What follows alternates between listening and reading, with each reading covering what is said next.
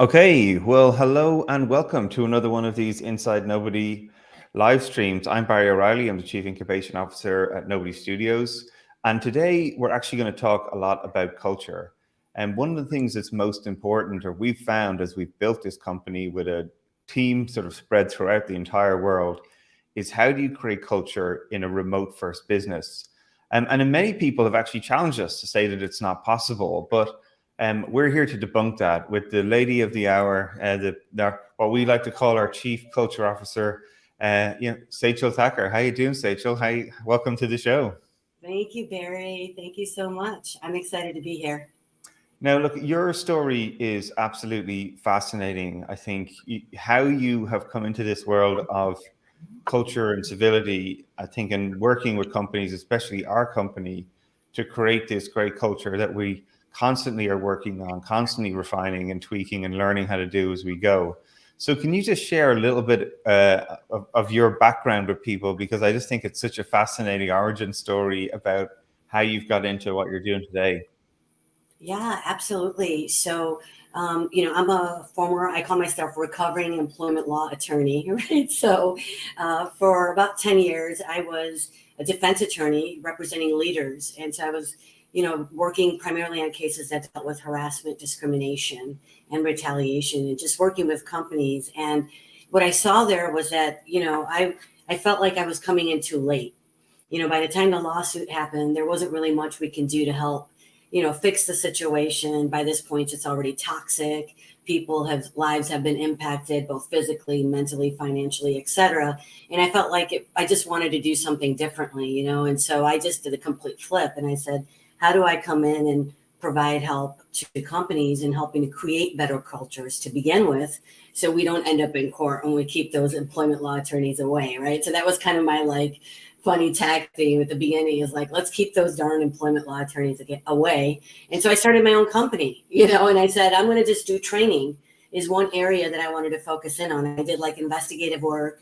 I did some consulting, and training is kind of where I landed, where I was like, you know what? I really love empowering people. I love educating people. I love coaching, leaders on how to create better workplace cultures. And so that's kind of what I was doing when Mark and I, our chief nobody, Mark McNally, and I connected on LinkedIn.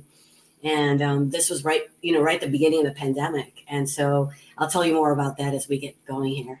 Yeah, well, it's just a great example of not only how we found people, but people who are involved in Nobody Studios often have such a diverse and interesting story about how they've ended up to come and build companies with us, right? Like even I'm sure we'll dive into a little bit more about not only are you helping us build and create our culture in the company, but there's also companies that we want to create based on our experiences that we're learning from going through this process. But as you say, it all started by someone sharing and following really the fantastic work that you were doing and sharing with the world on LinkedIn, Mr. Mark S. McNally, our chief nobody. So tell us a little bit about what that was like when Mark reached out to you. And I think you were one of the first people that were brought into the studio specifically because Mark believed culture was going to be such a huge part of this. So share a little bit about what that interaction was like as you were learning about Nobody Studios when it was literally in the garage with the sign painted on the wall. Yeah, no, it was. So we had some mutual connections, and I think he heard one of my podcasts or something like that, and reached out to me and said, "Hey, can we talk potential synergies? I'm creating this studio. I see the work that you're doing out there. Culture is our key priority. It's going to be our secret sauce, right? And so I really want you to come in and help us in creating some of the strategy on how to do that." And so when we started talking and he told me about how he had this vision of building 100 companies in 5 years, I was like, I knew I just wanted to be a part of that. That's really as far as we got in the discussion. And I was like, I have to know more, and so initially, when I first joined the studio, I joined as a co-founder on one of the new companies that we're currently building, right? And the goal, that was a perfect fit for me because that company aims to provide, a kind of a new workplace tool to companies to really help increase the dignity and respect for employees, when we're all going through personal crisis or we have some sort of an issue come up, a death in the family, a mental health challenge, an addiction issue, something that's creating some crisis in our life,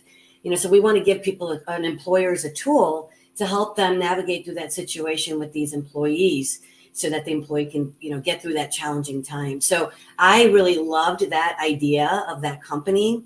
And so I came on as a co-founder there. And then, after a few months of just getting to know the leadership team and spending time on getting to know sort of more about Mark's vision, we had a conversation about me joining as the chief culture officer. And I, at this point, was just incredibly humbled to even be this far along in the journey, and really excited because I felt like here I am talking to people and trying to help educate people on how to do this. And now he's asking me to come in here and help us actually do that. And not just for one company, but for every company. And I was just like, yes, I am down for this challenge. So I'm here. I think, Barry, your story and our stories resonate because yours is exactly very similar to that in certain ways, right? So.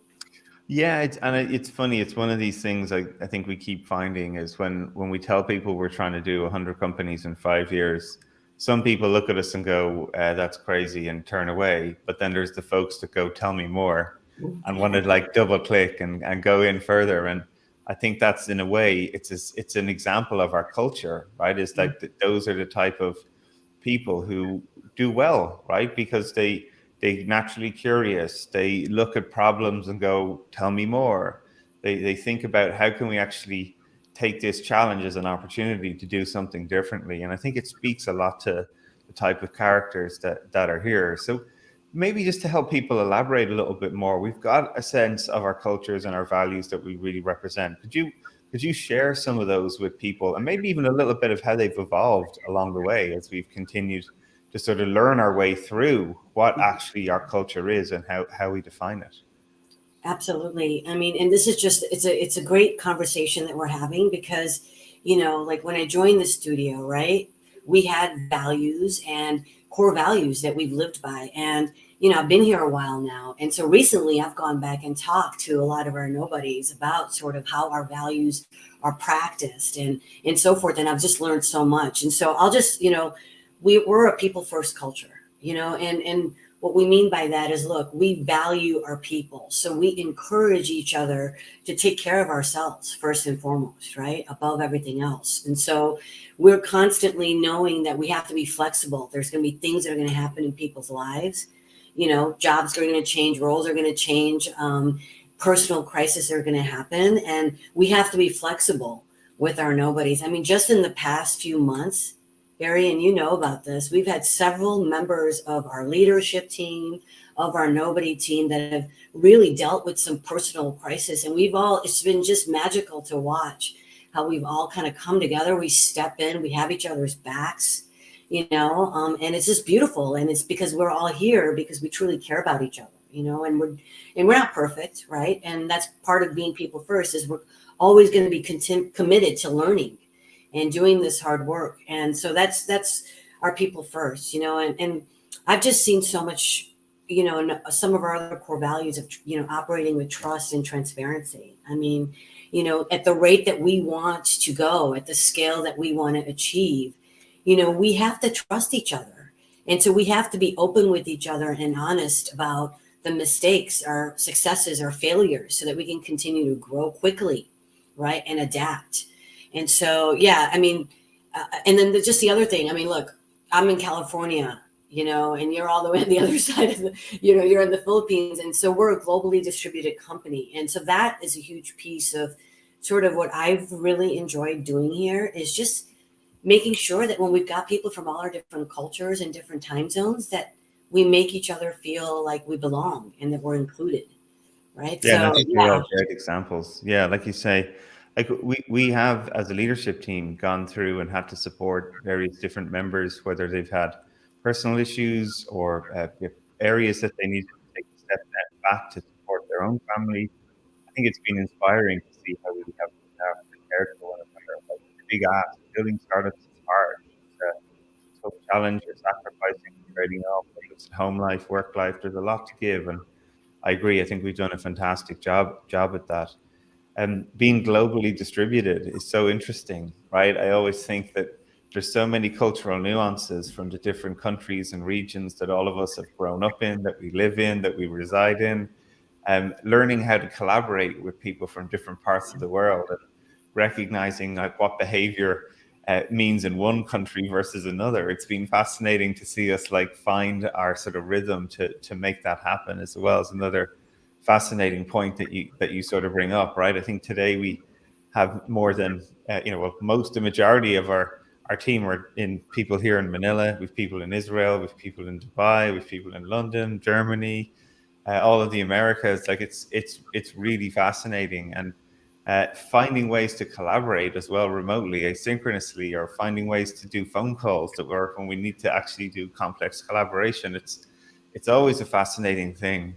And we're already getting questions coming in. So Glenn here is talking to us on LinkedIn, is saying, being flexible is so important to having a sustainable, healthy culture. So when you come to mind, what do you think are some of the examples of flexibility in our work that we're constantly trying to find ways that resonate with you? Yeah, I mean, just I could just speak from like some of the things that I've been working on, right? Like Mark and I are always talking about our learning and development of our leaders, right? And as far as I look at it, Barry, every single nobody that comes into our studio, whether you're a consultant, whether you're a brand ambassador or an influencer, an investor, we're all leaders. We have to be role models. And so I'm always looking at, and and Mark and I are saying, okay, well, we're going to have people all over, in different time zones. And so, yes, would it be great for me to have like an hour on everybody's calendar, once a month? Yes, that would be great. But we have to think bigger than that. How do we scale that? How do we create something that people can access at all times, right? So that's like, we have to think bigger. And that's one of the things that I've really appreciated about working here, Barry, is that, every time I come up with an idea and I'm like, this is a great one. And then Mark's like, yeah, how are we going to do that for 100 companies? And I'm like, dang, okay, I got to go back and start over again, because he's stretching my mind, but it's incredible because like now I'm thinking differently. I'm thinking bigger, and so, I mean, you've seen it just in the past few months, I feel like I can see that bigger vision more clearly and we've added some amazing people onto our team. And so a lot of that is the people that we're bringing to our studio are so incredible that people are forthcoming with ideas, especially like I love how we have opened up our culture dialogue to all of our nobodies, right? Like the culture crowd sessions that we do are incredible with our leadership team. I mean, you were at the last one, the debates that we're having, the conversations that we're having, those tough conversations. I mean, I feel like if we continue to do that going forward, we are going to not only achieve that vision, but just way more than that, right? The impact is going to be huge. Yeah, no, this is fabulous. So you just to help people understand, I'll dive in a little bit more around this trust and transparency idea, right? Like one of the reasons for us to be able to reach hundreds of people, not only in the companies we're building, but actual nobodies who are investors, crowdfunders, and contributors to all the businesses that we're creating, is finding ways to reach them. And in many ways, these live streams are an example of that, right? Like we're opening up conversation and dialogue and questions from the crowd that are already coming in from Glenn and others. They're queuing up here. We'll answer as many of them as we can. But this is also persistent then, so people can go to our YouTube channel or LinkedIn and watch what's convenient for them. But one of the things that's really a nice example is you mentioned this crowd culture sessions that we've been doing. So can you just elaborate a little bit on those that you've been leading? They've been fascinating, and I think they're a great example of more and more people keep coming into the studio. How do we sort of set expectations with one another of behavior and mindset that we're aiming for, and also have an open dialogue, which I always love when you use that word, about how they might need to evolve as our company is evolving and as new people come into the company. So could you just elaborate a little bit more there, just to give people a taste of what it's like when you are inside nobody? Absolutely. And so these culture crowd sessions, right? As we have two separate sessions that we have going on, right? One is specifically designated for leadership, right? For leadership to come together, and once a month and talk about sort of what are our values. Talk about the feedback that we're receiving as a leadership team. Share that information with each other so we can continue to grow and make sure that we're addressing the issues that might be coming up. Because, we're going to do our best, but there might be areas that we're missing the mark, and we need to talk about that so that we can address those issues, right? So that's specifically geared at getting our leadership team to the table and having those conversations, which, by the way, aren't easy to have. And so, but luckily, I love having those conversations, and I like getting people to those tables. So I'm the right person to do this work, obviously. But the other ones, which are equally as important, if not even more important, right? I mean, I think, no, they're both important. I can't say more. Equally as important are the team building virtual experiences that we have, the culture crowd sessions there, right? Where we invite all our nobodies, right? And I hope, envision that we can invite all our equity crowdfunders that are coming in, because we've got all these people from all over the world. It's inspiring to see this happen, Barry.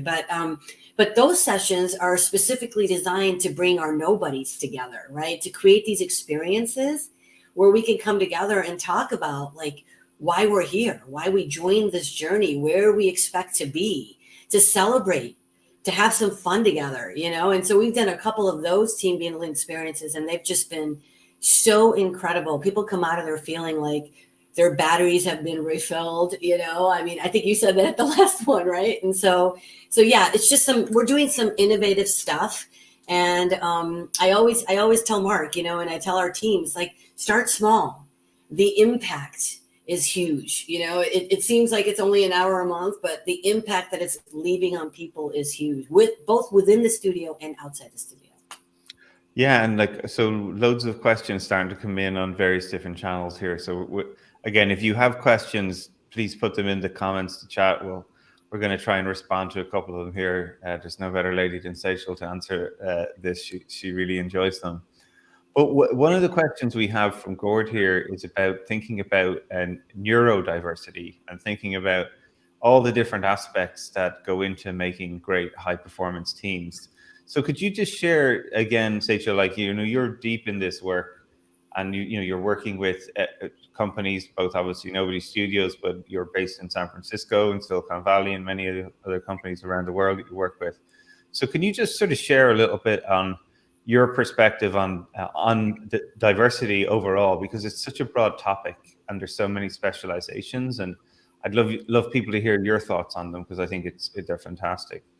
Yeah, no, great question. Thank you.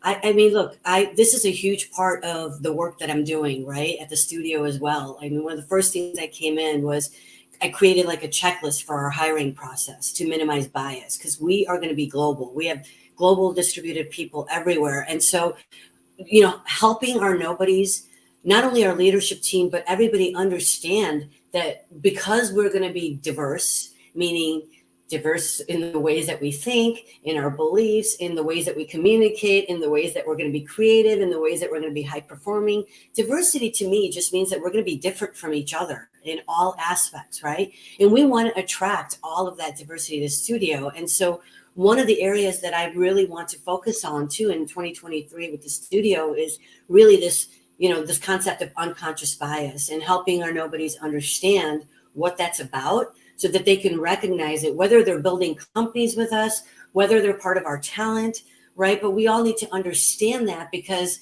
we're going to be interacting with people that are different than us. And if we have these biases, which unconscious biases are not our fault, right? They're ingrained in us because of our own lived experiences. These might impact the way that we interact with each other. And so I want to get people comfortable with being able to identify those within themselves so that we can interact better with each other, right? And make better companies and products for, again, this is something that Mark always talks about, right? We're going to have one idea that's going to come to us from some girl that's going to be in Calcutta in India, right? And so we're not going to be able to see her unless we're able to deal with our own biases to say that ideas can come from there. And so for some people, that's going to take some effort, right? And other people, maybe it isn't.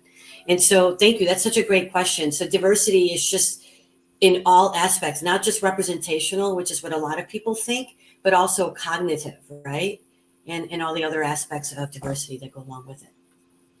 Yeah, and I think it's a great point about, the best products you build have diverse thought and represent diverse communities. And I think that's something that we really try to focus on and bring into the studio. Again, it's one of the reasons why we've done this equity crowdfunding, is that we want to give more opportunity to folks who've never had or even thought that maybe that they could own the piece of an early stage startup, that they could be a venture investor. And this is sort of, again, giving access to all, creating that opportunity where people can bring their talent, their influence, and their capital to a place and create something bigger than themselves. So I'm looking at the channels here. We're getting lots of hearts and waves and thanks and likes and all this. So yeah, if you've any more questions, I'll give you one more chance before we wrap up for today. But Sejal, just in terms of like leaving people with a thought about how they can start to engage with us if they want to learn more about working with us, how they can actually be part of this culture, contribute to it. What advice would you have for them? Yeah, no, look, absolutely. Go to the website, and this is what I tell everybody is we really want you to select into this process, right? Because we are going to be building these companies at a really fast pace. And so the culture is going to be a really high performing culture, and that isn't for everybody, right? But the beautiful part of it, there's a lot of flexibility involved. So don't rely on just what any, you might watch a lot of these sessions. Go to the website and just take a look at what we're doing. Look at our leadership team members, what we're all doing together, and decide if this is right for you. Don't hesitate to reach out to any one of us either. You can GM me on LinkedIn. I'm happy to answer any questions, and I know everybody on our team feels that way. So we're always looking for people to join our talents, right? So we're doing these talent roundtables.